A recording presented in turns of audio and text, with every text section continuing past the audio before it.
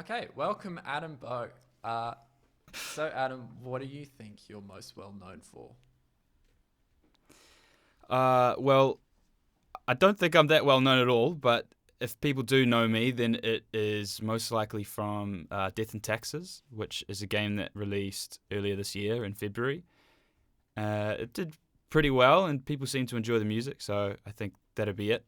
Apart from that, Sorcery is a game that's in development at the moment, and the developers have released a few tracks of mine, and that'd be another way that people have heard my stuff.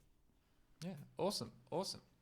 So, if I may ask, when did you start your craft of composing in particular, and how did you get to where you are today as a up and coming composer? I guess. Well, I studied composition at university in Wellington, New Zealand, Victoria University, and I started in 2013. Was my first year. I didn't uh, think that I would have ended up here or doing this, but I started this composition degree and finished it in 2016.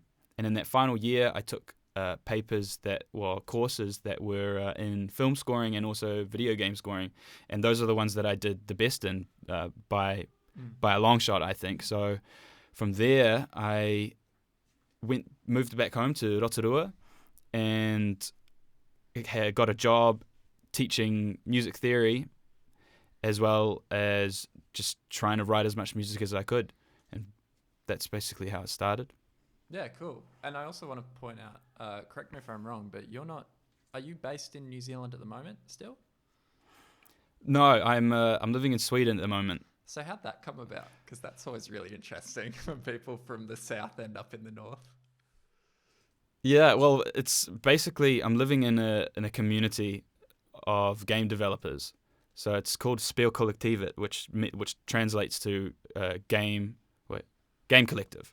Okay. And it's just this big house in the middle of nowhere in Sweden. There's At the moment there's not a lot of us here, but there's usually about 30 or so people all living in the same house, and they just make games, just doing their own thing, just being around people who are doing the same thing.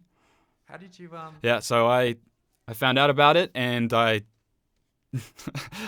I saw an ad on Facebook, I think, and then I just went to the website and applied, and he was like, "Yeah, come on by," and I did.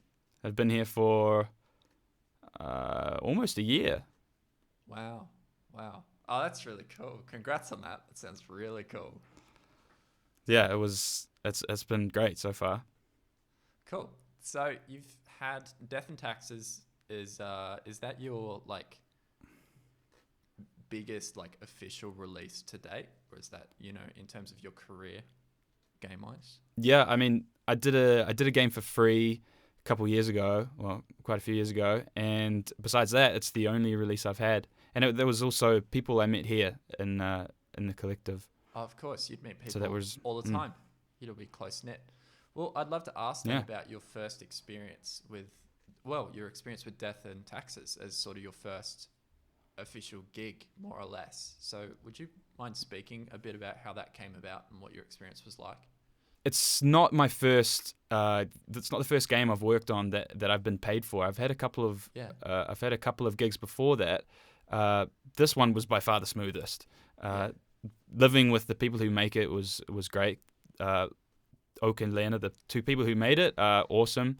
They're by far the coolest people I've worked with, and they just made it so easy. Because I mean, I'd just show them a track and they'd say, "Yeah, it's great, it's perfect, we love it," and that happened every time, which has been rare.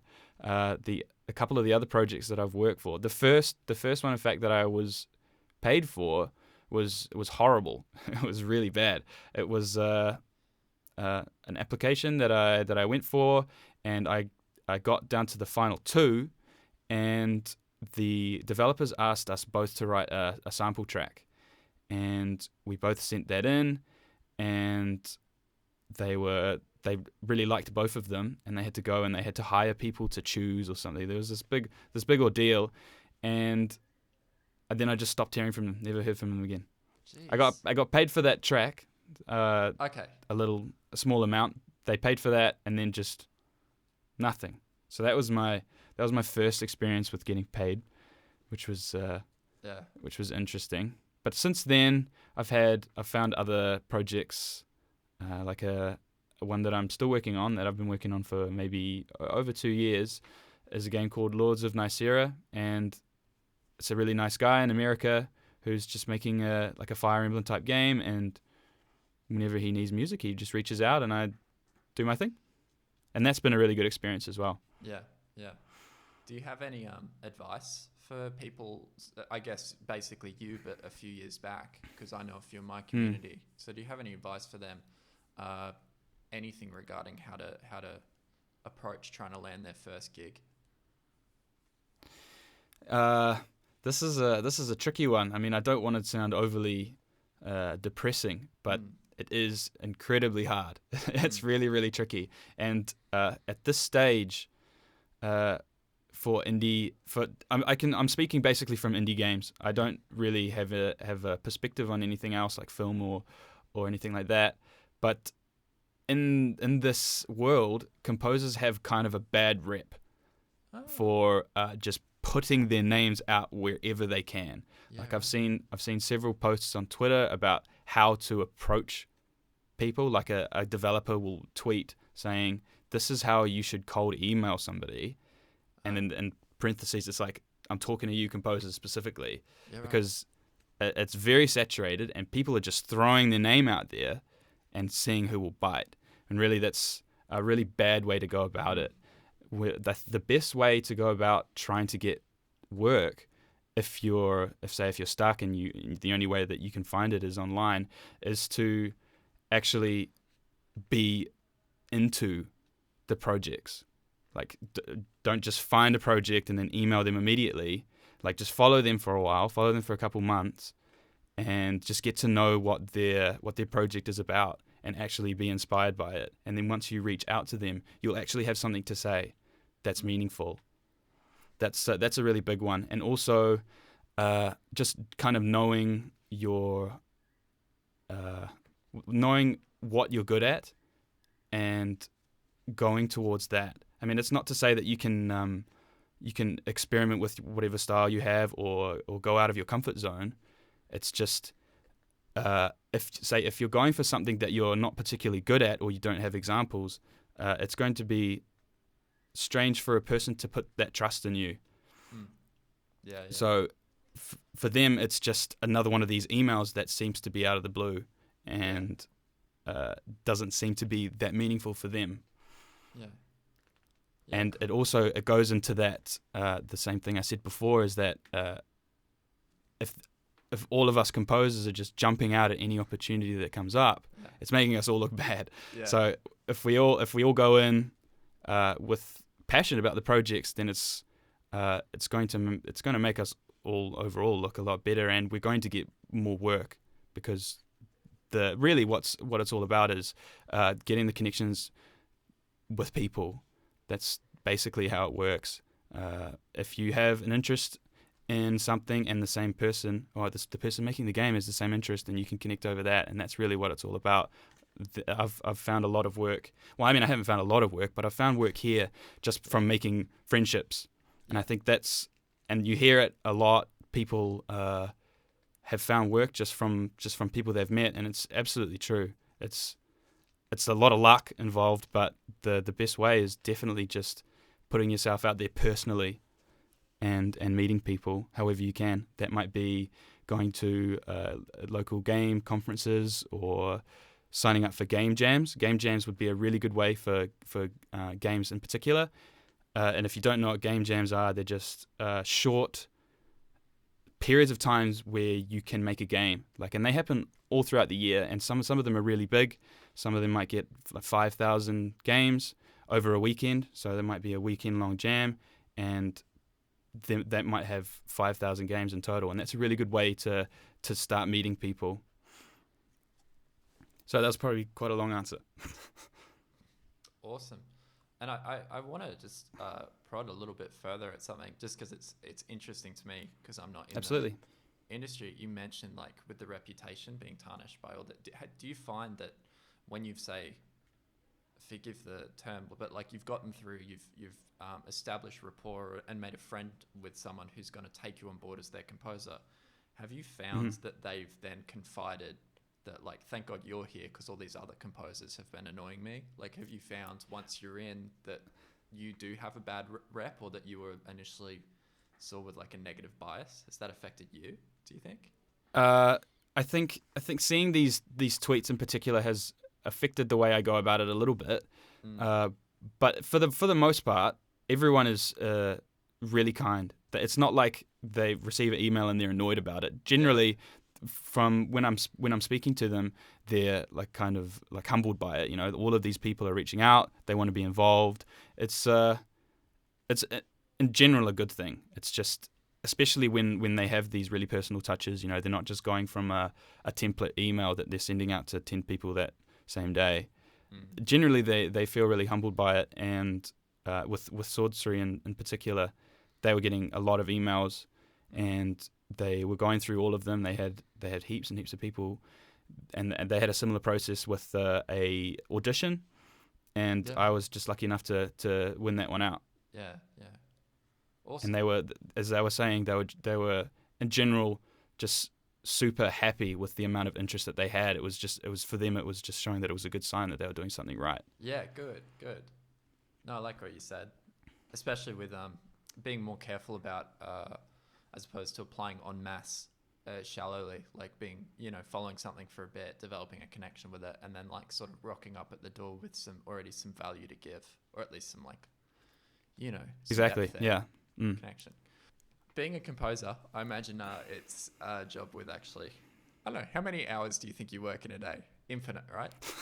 Oh my God. Yeah. It changes so wildly. Some days I'll be working for about half an hour and decide I'm done. Yeah. And some days it's 12 hours. But the thing with me in my particular position is that I haven't really been in a position of crunch before. So I haven't been forced into a position where I have to work even 8 hours a day for a lengthy period of time, which is good and bad.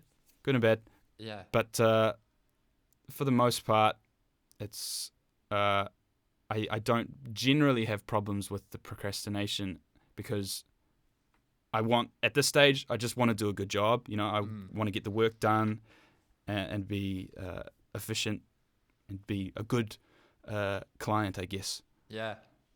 No, that makes sense. Especially like where you are now, you're just maybe not too bogged down, like you said, and you're super eager and keen to do a good job every time.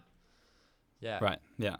Well, thinking then outside yourself, because you said you don't have issues, a big issue with all the people in my community, because a lot of them are younger too, like sort of late teenage, and there's so many distractions of obviously gaming and just binge watching stuff, and it seems to only get more and more prominent.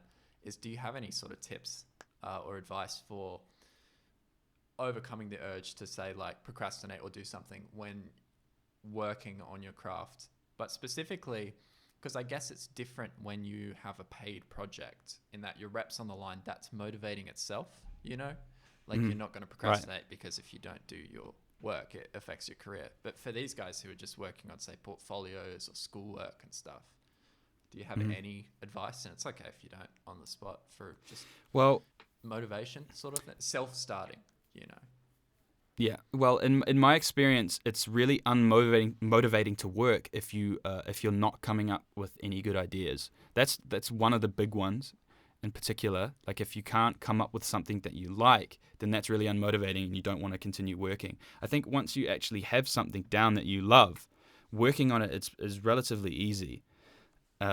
So my advice to that is, I don't remember who I heard this from, but I just heard some advice for getting out of this creative block is just to think that editing or critiquing something is much easier than actually creating something. So just get something down, just write something, and it doesn't have to be good at all. It can be bad, and then you write it down, you play it back to yourself, you think, how could I improve this? And you go through those editing stages where, this chord progression isn't what it could be. I'll change those chords up. How can this melody be more memorable? And you make those changes, and it might not turn out good. It still might be bad, but a lot of the time if you're going through this process, something else might come up. Another idea might spark up just because you're working and you're getting your creative juices flowing. I've found that it happens quite a lot where I'll just get something bad down, and then something else will come up and I just push it to the side, and the stronger idea that develops just from working on something else has come up. That's a good one I've found. The other one is just take a break. I found that that's really helpful as well. If you've been working for an hour and you're just not getting anywhere and you're just getting tired because you're not enjoying it, just stop. Just take a break. Come back to it. You're going to be working much more efficiently if you're just not drained. Yeah, thanks for that. No, hopefully that resonates with a few people for sure. Yeah, it certainly did with me when I heard that advice in particular. Yeah, it's like a counterintuitive approach to just getting straight through that blank, that was it paralysis by analysis kind of thing, or the blank canvas sort of like. Yeah. And then, Yeah. Yeah, I've never heard that before. The editing is easier, but that makes so much sense.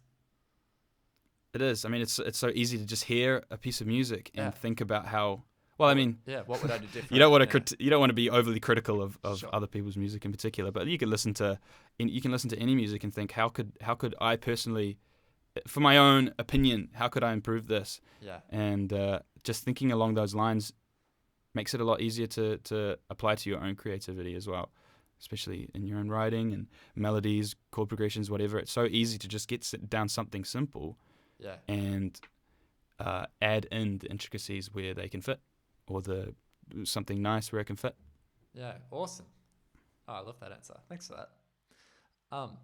Have you ever had periods where you've sort of fallen out of love with composing or the craft and had any kind of, I guess, need to stop?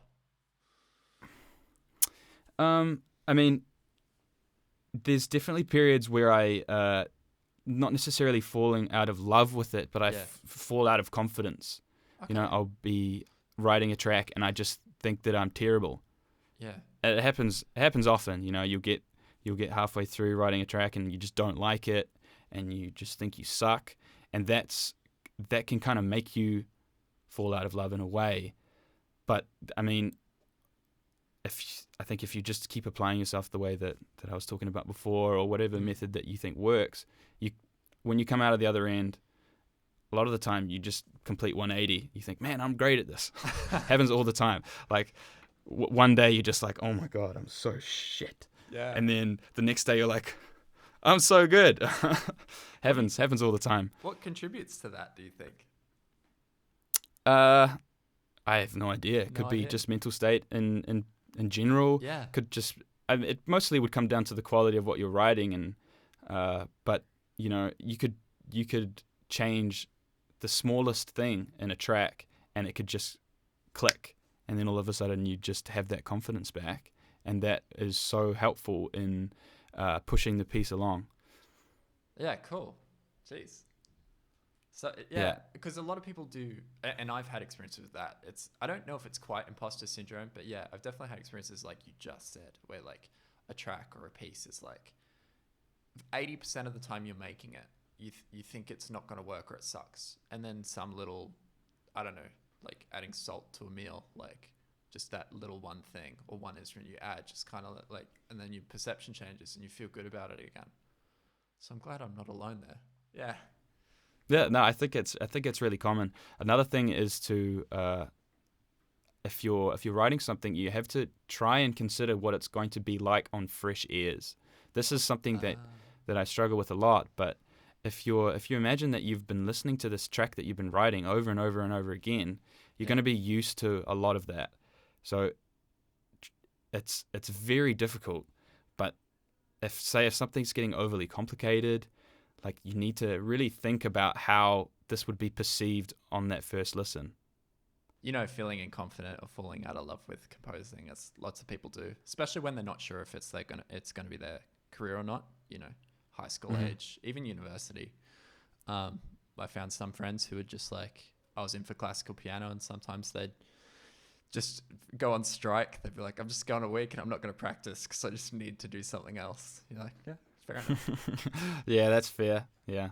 Yeah. especially with something. I mean, I definitely fell out of love with playing instruments because it just becomes a little bit repetitive and tedious.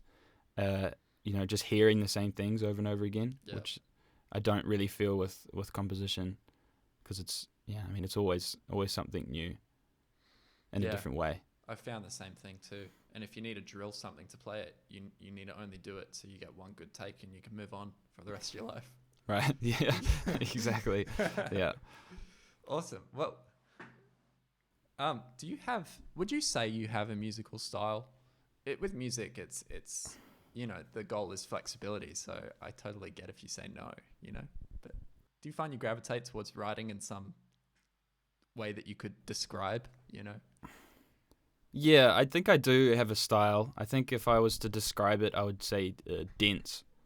Dense. It's dense and melodic. I think melodic and dense would probably be the two words. And it's not when I say dense, it's not. It's more of a necessity from an outcome of using sampled instruments rather than what I would probably be writing otherwise. Like if I was to hire an orchestra, I think I would be writing a little bit different. I think, although I'm probably getting a bit too used to it. Bird. Oh, is there a bird on me? Oh, okay. Well, he's here now. I didn't realize. Sorry. All good. Hey, this is Pedro. Hey, Pedro. Say hi to Adam. Nice to meet you. Cool. So your style is dense and melodic, but you mentioned that you'd write differently for an orchestra, you reckon? Yeah. So if I was to be recording a real orchestra, I think I would write a little bit less dense, and that's mostly because the way that the samples function. Say if you have something that's by itself and it's like naked and exposed, like say violins are a really good example, or like horns or something, that the more exposed it is, the more you can hear the insufficiencies of the samples. Like, I mean, they're getting better and better and they sound so close to being realistic, but you hear where they don't sound realistic. Yeah. And so I've found that just kind of plugging all of the holes kind of masks these points where you can hear that they're samples.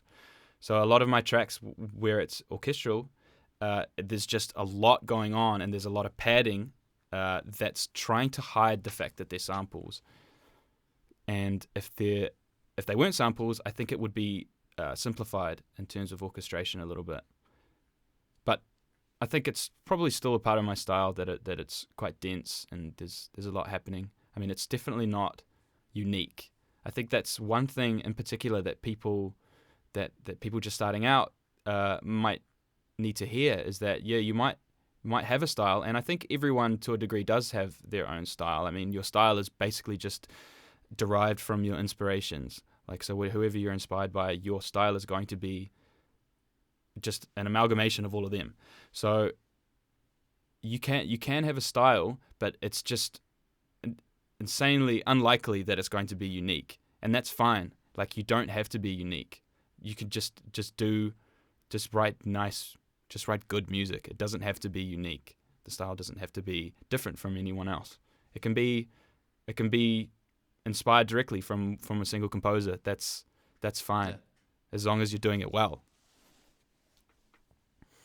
Yeah, I really appreciate that personally, and I know a lot of people really personally who also think a lot about style, and I think what you've said is excellent in just like calming that. It's not the most important thing, really, or in many cases it's not even relevant if you can write good music or just write what your project leader wants.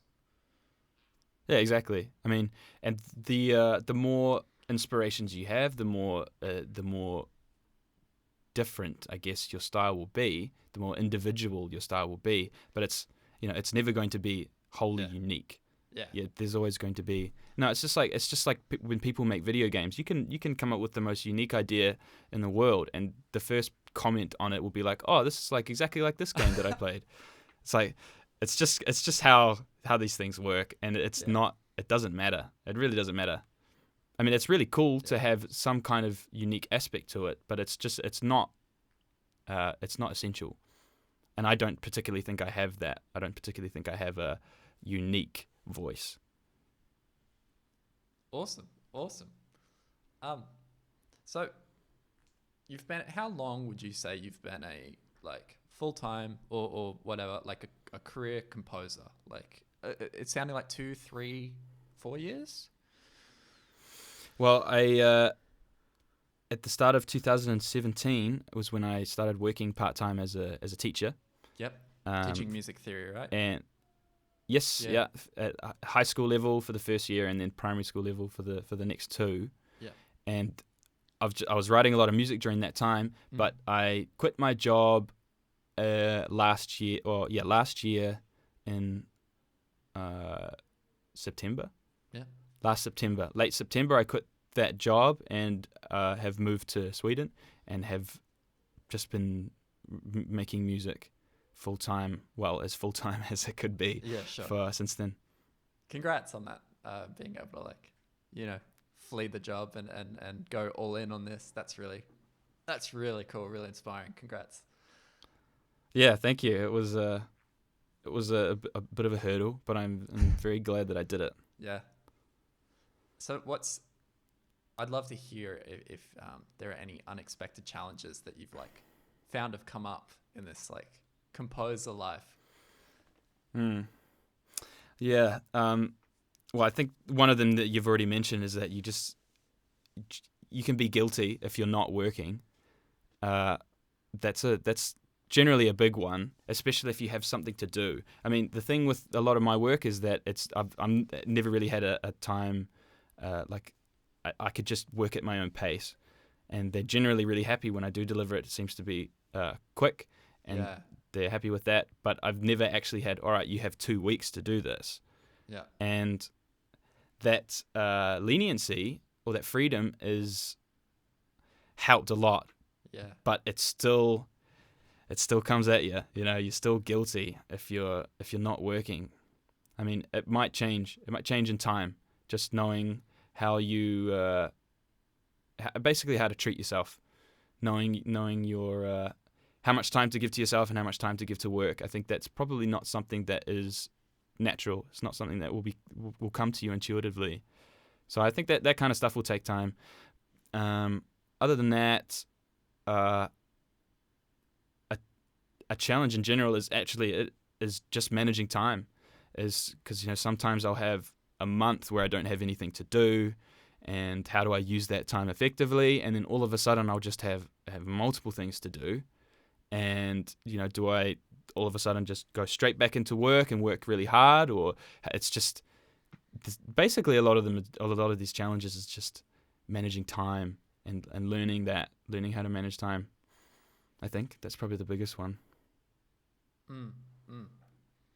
Yeah, awesome. Time management for sure. And it's just funny how it's a double-edged sword. Having like being able to go at your own pace sounds awesome, but also like, I guess, when does work start and stop? It's like you've got all the time in the world. So should all that time be spent working? I don't know. Yeah, exactly. And it's not a 9 to 5. Like a lot of people here, specifically where I live, have set that on themselves, that they start work at 9 and then they finish work at 5. Okay. And that works really well for them. I've never tried it. I don't think it would work well because sometimes you just don't have anything coming into your brain. Sometimes there's just no creativity in there, and you can't work. So I think it's not best to force it. Yeah. If you're not feeling it, if that's not the times that you like to work, then it's been really beautiful being able to set my own times. So I think that's really helped in terms of my creativity as well, just being able to set my own schedule. Yeah. And it's definitely helped with this time management as well so far. And we'll see how we go in the coming months. Yeah, no, I really appreciate you speaking to that because I agree similarly. in that, or at least with me in my experience, I do prefer to work in my own weird hours as opposed to a strict sort of. I don't know if a 9 to 5 would work mentally, but I think for a lot of people it would. So it's good to contemplate for anyone. Yeah, I mean, it's something that you can try if you're struggling creatively, and you're finding that whenever you sit down, nothing's coming out. It's just actually having some kind of set schedule could help because it definitely does help some people.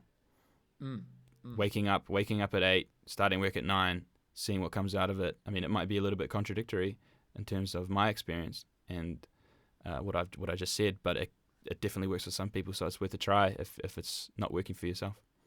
Yeah, awesome. I'd love to. I'm actually really excited to answer get answers for the community questions. Actually, that was really fun. Let's hear them. Yeah. Okay. Cool. Well, the first one's from a soldier, radio DJ, musician, and a few other creative things. At Cow Syndrome on Instagram, and they asked, when you start work on a new project, what's your process, and specifically, where do you start? What do you start with? Well, I think for most tracks that I write, it generally starts with the ensemble, and the ensemble has many implications. Mostly, the intimacy of the track. So, say if there's something that is, you want. How do I explain it? So, maybe there's some kind of romance event happening, and a really great way to portray that intimacy is to use really, really close instruments. And you do that by having few instruments. I mean, you could have instruments in the background, but if you have a really close violin that's really close to your ears, then it gives off that intimacy. So ensemble is mostly where I start. Is it going to be a string quartet? Is it going to be a chamber orchestra, which is like a really small orchestra? Or is it going to be a full orchestra, or is it going to be like a full-on film, massive track where there's just a million instruments? This is always a good place to start, and then from there, you can start thinking about melodies and chords, and those are usually dictated by the feel, I find. So it's usually ensemble and then feel. So is it things like tempo and like rhythms and subdivisions of the rhythms? How is it going to feel, and what kind of emotions do you want to portray? And from that, it might be easier to come up with a melody, or it might be easier to come up with a chord progression. But basically, you're just trying to fulfill that emotion that you want to portray. That's generally how I start. From there, once I have a core idea, it might be the chord progression, the melody, I just start building on it. It's definitely not set, but what I generally like to do is I don't block out the whole track. I don't really move on until I have like the first couple bars sounding great, and it does change. If I have a really solid plan where it's like a full melody and then it goes on for a minute, then I'll block that out and keep going with it. But generally it's 16 bars at a time. So, all right, 16 bars, let's write the melody in, and we'll get the whole orchestra playing together. And does it work? Does it work if everyone's playing the way that I think it does in my head? And if that works, then I move on to the next 16 bars, get everything sounding nice. So that's basically how I work. It sounds like, from what I've heard, it seems maybe a bit unusual, because I get asked like, "Oh, just send me a rough draft," and it's like, "Oh, I can't. I don't," because right. Yeah, because it's basically like sequentially or linearly, they kind of like expect that everyone's gonna go like that lean approach of like, I'll just do a rough pass and then I'll polish it and polish it and polish it, because you're kind of like chunking polishes one by one. So if they want that, most of it hasn't been written at the beginning. Yeah. I mean, they could have 15 seconds if they want of something that's reasonably well polished. Yeah. That's generally how I write. I mean, it's not like, say, you're watching a speed paint or something on YouTube where it's composition, getting the shapes and everything right, and then basically just honing in on that, getting that more and more refined. It'd be like just drawing the eye. Oh, I guess that happens as well. Just draw the eye as good as you can, and then move on to the other eye. Yeah. Yeah, wow, that's cool. Yeah, it's different to what I do, but that's really cool. And Yeah. probably super satisfying too at some level, because you get to really I imagine you get really excited about some pieces when you've written that first 16 bars and you get them working, and then you're like, okay, keen to move on to the next. Whereas sometimes when you do that like bare bones approach, it takes like 5 or 6 passes to get anywhere interesting. Yeah. You have to trust yourself a little bit more, I think. I mean, it happens sometimes when I have the idea from the first section, say, from start to finish, I will block it out. Yeah. And it does happen quite often. Well, I mean, quite often. It does happen that I will be blocking out like 40 seconds at a time and then go in and do this approach. Basically the same approach, but on a macro scale rather than on a micro scale. Yeah. But it is more rare. And I agree with you. You do get amped up, like particularly with one of the sorcery tracks. Yeah. Oh, I had like 6 seconds, and I was just playing it over and over again. Yes. That was great.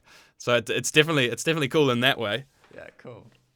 Oh, that's awesome. Okay, next one is from self-described creative flounderer at Griffles on Twitter, which is when you're composing for a specific game, what do you think is the hardest part about making all the various tracks feel like they're part of the same world?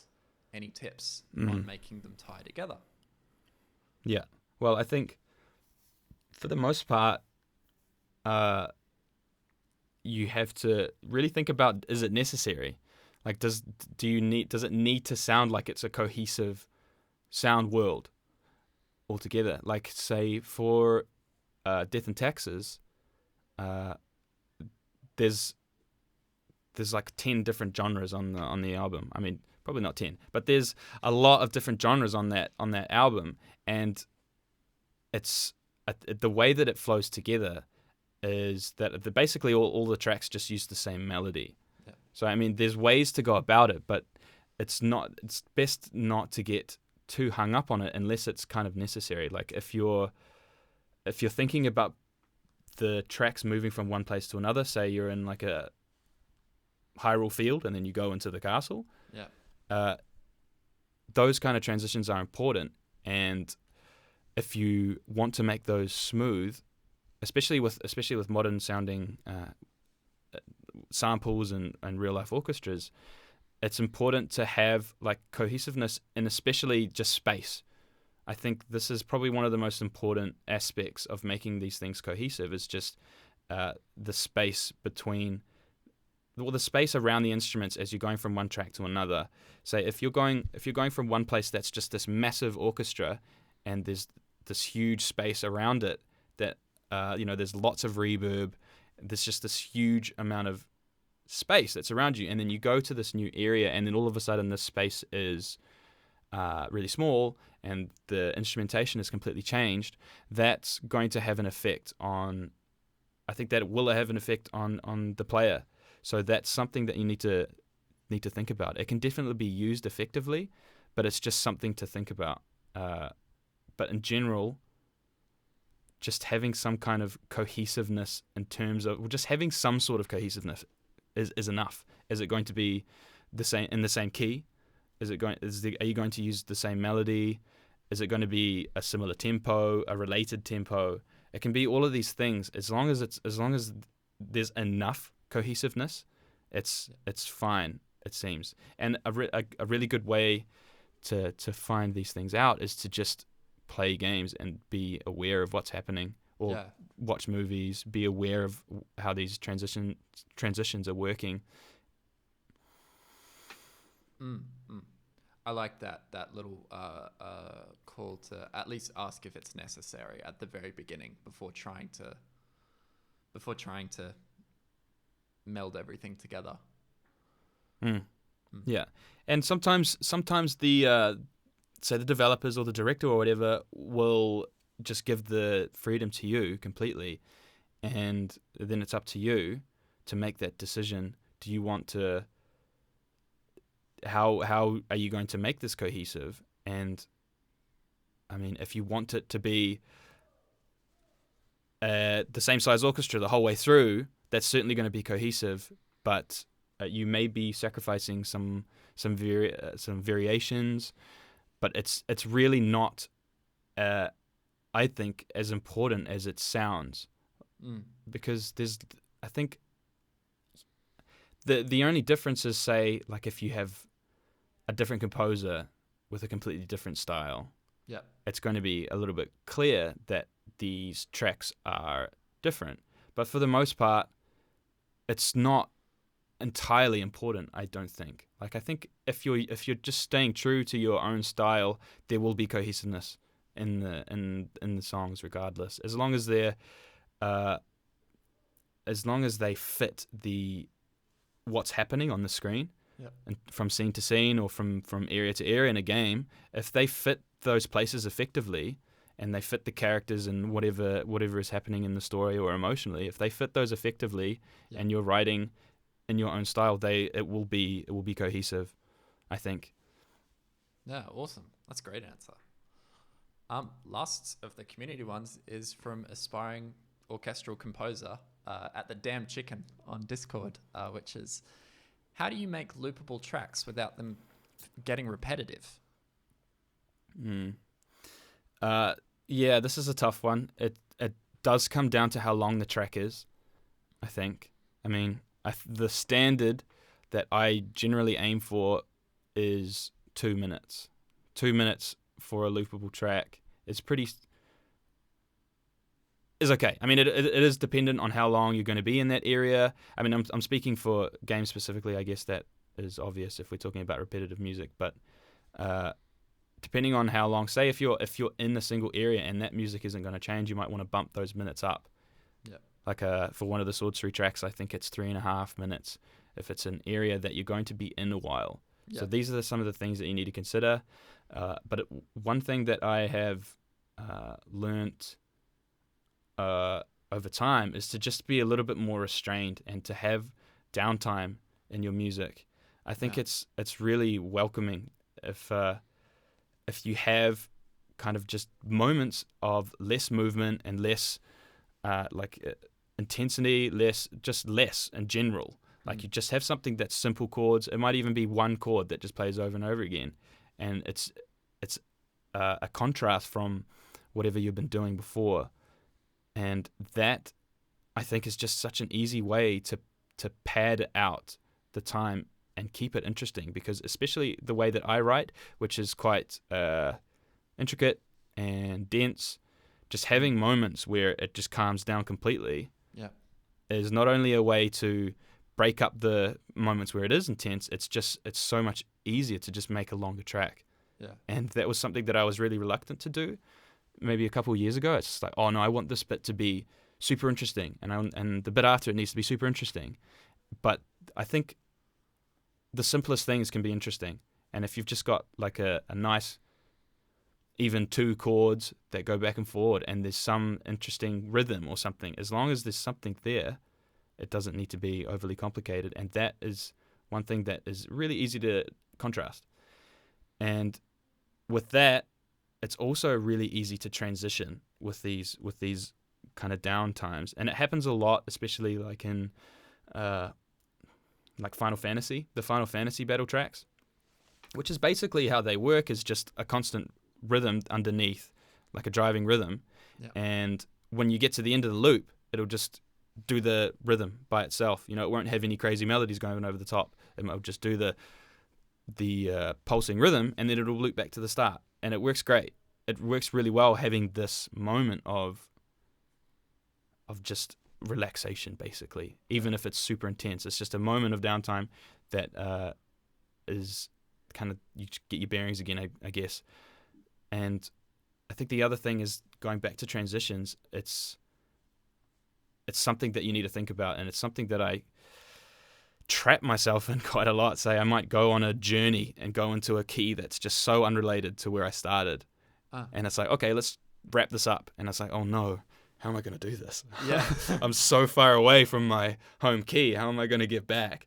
So it's a little bit of planning is good. But if you're good enough, you can get back from anywhere. I mean, it's not a big deal. As long as you have enough time and those transitions are smooth, the loop's not going to get tiring. I think what will make it tiring is if you're using too many repetitive, any kind of content that's too repetitive and the transition is too jarring. I think those are the two main things. Like, what's something that's too repetitive?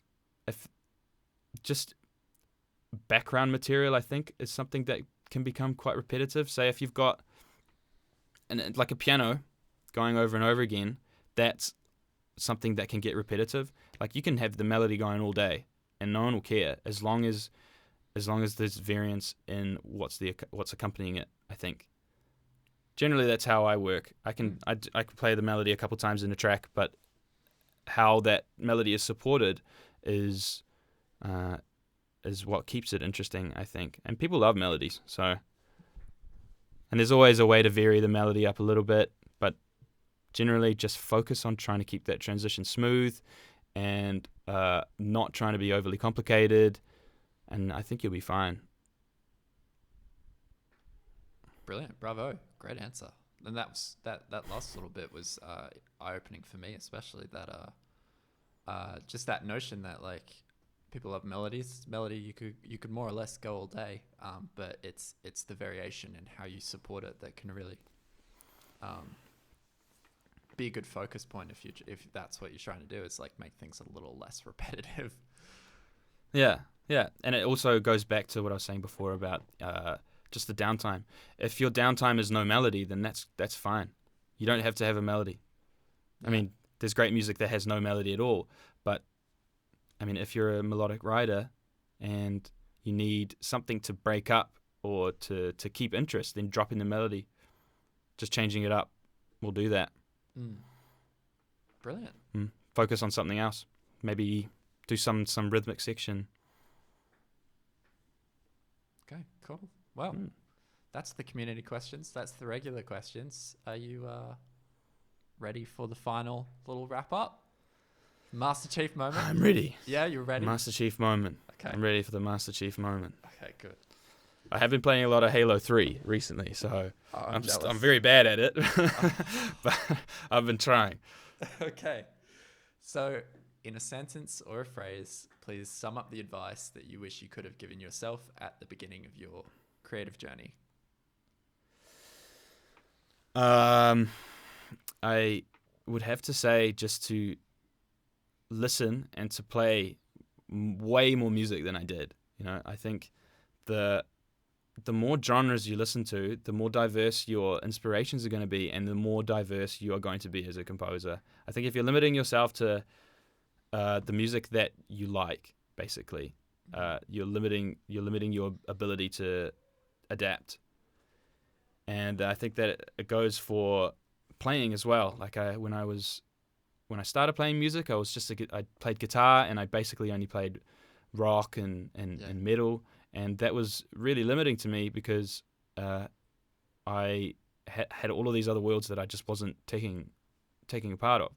And as I've grown older, I've developed my interest in different genres of music a lot, and I'm now much more into like soul and jazz as well as rock and game music, of course, and everything's developed in a way that if I did this earlier on, I would just be so much more knowledgeable and so much more adaptable in what I could do as a performer and as a composer, I think. So that's me. You should have listened to more music.